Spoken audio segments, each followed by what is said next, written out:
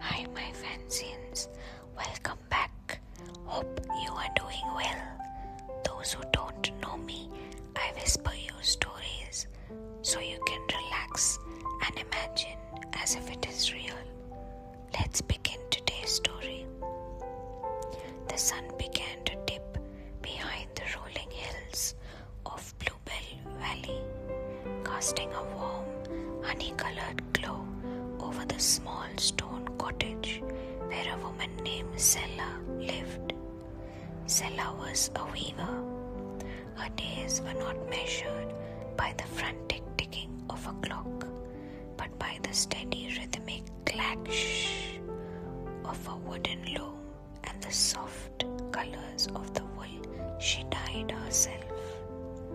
Her home felt like a hug.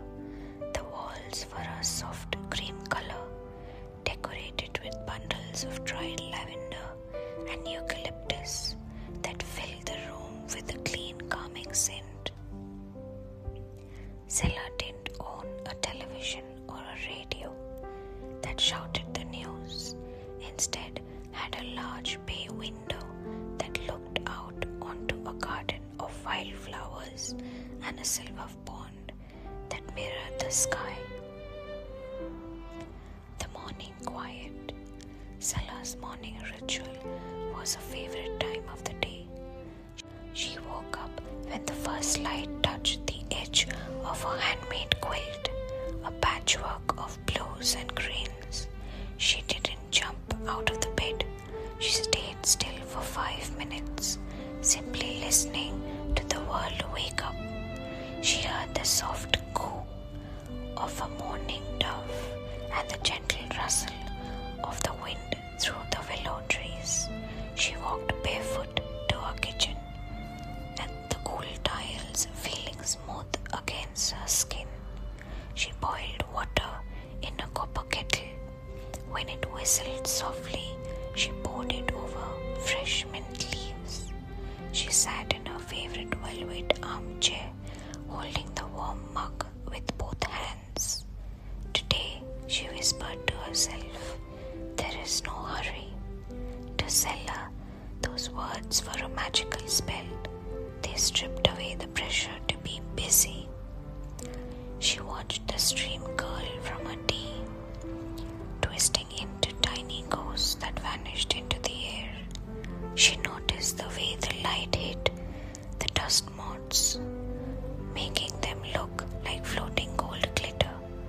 In this kitchen, everything was exactly as it should be. The loom of peace. After her tea, Sela moved to her studio.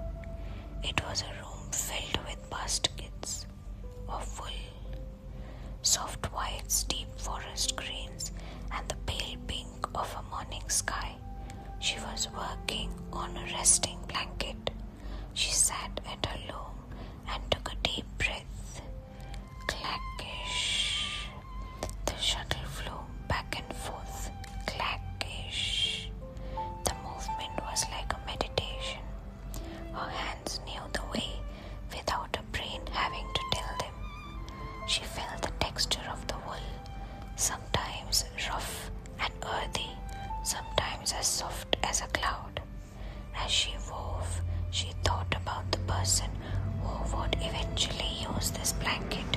She imagined them wrapping it around their shoulders on a cold evening, feeling the weight of the wool grounding them to the earth. She put a little bit of that base into every thread. Around noon, a man named Leo walked up to the garden path. Leo was a local gardener, a man with hands stained by dark earth and eyes that always seemed to be looking at something far away and beautiful. He bought a basket of crisp apples and a jar of wildflower honey. "The soil is happy today, Sela," Leo said, sitting on the porch steps. Sela joined him, bringing 2 slices of fresh bread. They didn't talk about work or stress. They talked about the way the moss was growing thicker on the north side of the pond, and how the bees seemed particularly fond of the purple clover this year. People forget, Leo said, biting into an apple, that we are a part of the garden too. We need sun, we need water, and we need time to just grow quietly. The secret path. In the late afternoon, when the air turned cool and crisp, Sela went for a walk. She followed a secret path that led away from the valley and into a grove of ancient oak trees. The ground was a carpet of soft moss and fallen leaves. Every step felt like walking on a giant sponge. Sela stopped by a massive oak tree, its bark wrinkled like the face of a wise old man. She placed her hand against the trunk. She could almost feel the slow, deep heartbeat of the tree, a pulse that had steady for hundreds of years. She found a flat stone near a bubbling brook. The water here didn't rush us. It wandered, it tickled over smooth pebbles, making a sound like tiny glass bells. Sela sat and watched a small wooden twig float down the stream. It got caught in a little whirlpool, spun around twice, and then broke free, continuing its journey towards the pond. It doesn't fight the water, she realized. It just goes where the water takes it. She stayed there until the shadows grew long. She didn't check her watch. She let the fading light tell her when it was time to head back. By the time she reached her cottage, her mind felt as clear as the brook water. The evening hearth back inside the house was cool. Sela lit a small fire in the stone fireplace. The wood cracked, a friendly, cozy sound. She prepared a simple dinner of roasted vegetables and the honey Leo had bought. She ate by candlelight. The golden flame danced in the reflection of a wine glass. Without the harsh glare of electric lights, the world felt smaller, safer, and more intimate. After dinner, she picked up a book of old folk tales. She didn't read to learn a lesson or to finish a chapter. She read to get lost in the imaginary of dragons sleeping in caves and stars that sang to the moon. The words were like a lullaby.